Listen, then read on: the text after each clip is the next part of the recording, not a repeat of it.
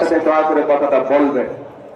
করবো কাজ, করবো কাজ, সবার আগে বাংলাদেশ। প্রিয় ভাই বোনেরা, প্রার্থী ভাইরা আপনারা একটু দাঁড়ান তো, ক্যান্ডিডেট সাহেব আপনারা একটু দাঁড়ান, শুধু প্রার্থী ভাইরা একটু দাঁড়ান, সামনে সামনে সামনে সব এই পাশে দেখুন, প্রার্থীদের সব এই পাশে কারণ একজন